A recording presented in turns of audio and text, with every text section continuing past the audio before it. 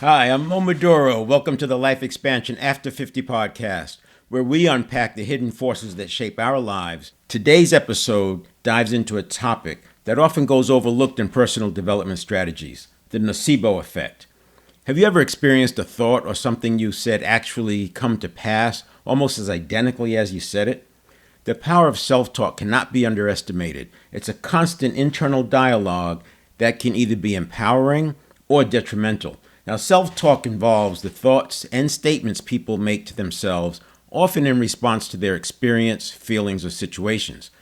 The challenge is that it can be conscious and deliberate, like talking oneself through a problem or repeating affirmations, or better yet, expressing implementation intentions, more on that later. Or it can be automatic and unconscious, in the form of negative self-critiques that spontaneously pop into one's mind. Now, you may notice it occurring more often when you're mentally exhausted or after you've experienced a series of defeats. You may also notice it sounds familiar or similar to a voice that may have criticized you when you were young.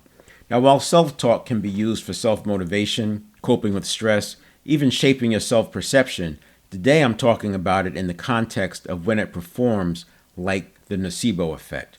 The Nocebo Effect is a psychological phenomenon in which a person experiences negative symptoms or side effects after receiving an inert treatment or undergoing a procedure due to the expectation of harm or discomfort. It's essentially the opposite of a placebo effect, where a person experiences benefits or improvement because they expect a positive outcome. A common experience when we're creating our designed future is we feel like we're not qualified for our own success. It's often referred to as imposter syndrome. This kind of thinking can lead to self-doubt and have a nocebo effect on the execution of our plans. Even when reminded that we achieved amazing things in the past, this can lead to a pattern of behavior in which someone has a persistent fear of being exposed as a fraud, despite clear evidence of their competence or talent. Along these lines, they tend to downplay their own abilities and accomplishments, attributing their success to luck or external factors rather than acknowledging their own skills and talents. It's been experienced by so many high achievers and celebrities.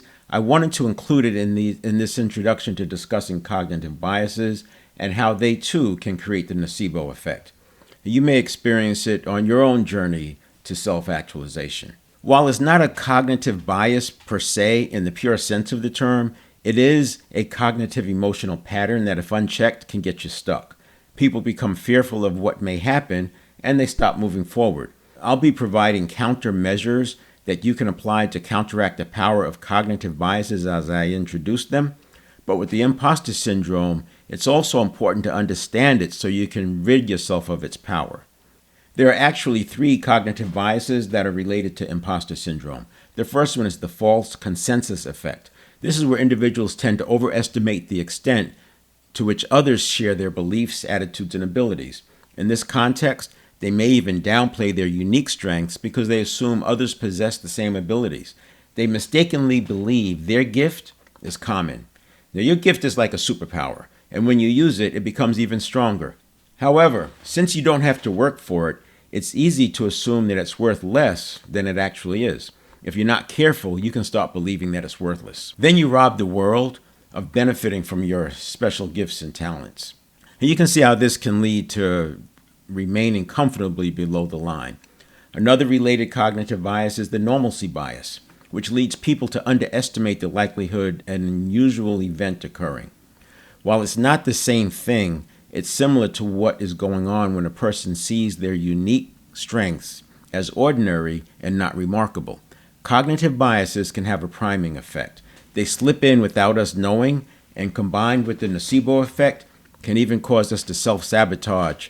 Fear of success can be as powerful as fear of failure.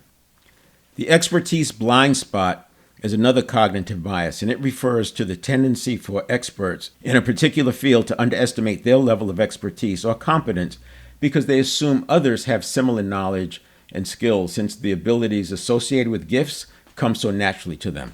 Finally, there's the anchoring and adjustment bias, where people can anchor their judgments or valuations based on an initial reference point. Now, if someone's unique strengths are taken for granted as being common, they may anchor their value judgments to the assumption that everyone possesses these abilities, which again leads to undervaluing their own gifts. This is not the way I'll introduce cognitive biases moving forward. The other cognitive biases have more of a priming effect, whereas imposter syndrome is something we sort of carry around. Self-reflection can be helpful, as can reviewing past awards and accolades to remind ourselves that we've always had the gift, and because it is a unique gift and talent that comes naturally, it will also keep getting better with use. There's also a cognitive bias called a negativity bias. Now, this is the phenomenon in which negative experiences, emotions, and information have a more significant impact on one's thoughts, feelings, and behavior than the positive ones. It's thought to have evolved as an adaptive mechanism to help individuals prioritize potential threats and dangers. Now, while this may have made sense for a hunter-gatherer facing wild animals, it can lead to an overemphasis of negative experiences and an underappreciation of positive accomplishments. When I look at negativity bias and imposter syndrome together, it's like a perfect storm for self-doubt and shying away from our dreams for several reasons. First, selective attention. Together, these two reinforce our focus on perceived inadequacies and on downplaying our successes. The negativity bias further amplifies it, making it more challenging to believe in oneself. Then we have performance anxiety. This worry about being exposed as a fraud, even though you're 100% qualified, can be heightened by the negativity bias by emphasizing negative past experiences, even from decades ago, and further amplifying the emotional weight of those memories, many of which have occurred even before you had a developed prefrontal cortex. The other reason is the two together can adversely distort one's self-perception by emphasizing defeats and setbacks, which are merely part of the learning process. Not only can this lead to people selling themselves short, refusing promotions and opportunities, but can also prevent people from continuing to put themselves in learning situations. Add the confirmation bias to all that, and you can understand why I will talk about the 20-plus cognitive biases that, in my opinion, act as friction and resistance that gets in the way of our success.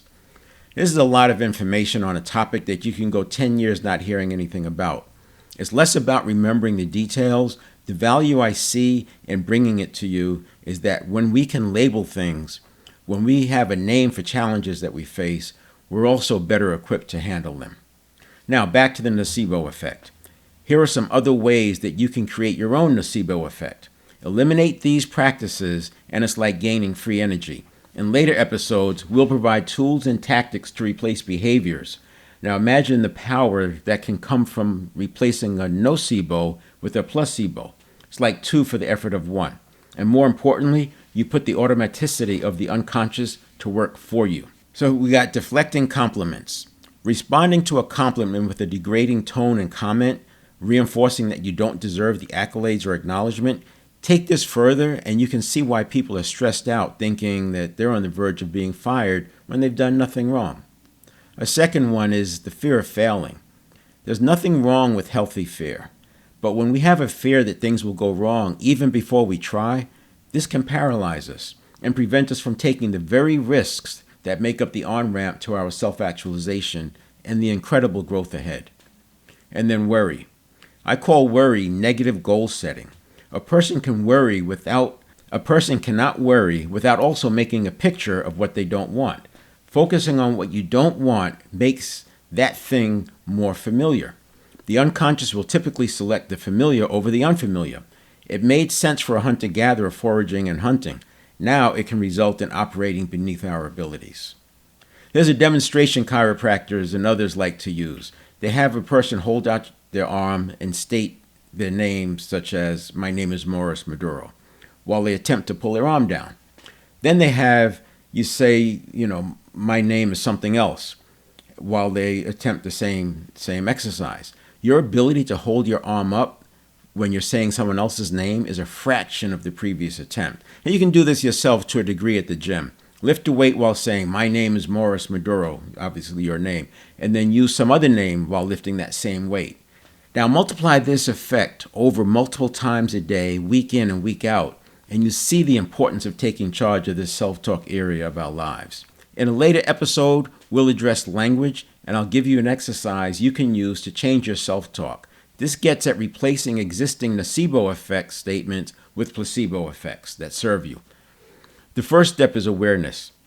Labeling these biases can go a long way to recognizing them. The thing to keep in mind is that the unconscious can process as much as 2 million bits of information before the conscious mind is even aware of the triggering stimuli. So we also need strategies to course correct while the response is in progress. After we go through a couple of dozen cognitive biases, during which I'll give respective countermeasures, I will then provide some macro strategies that can be used to mitigate the effect of cognitive biases across the board.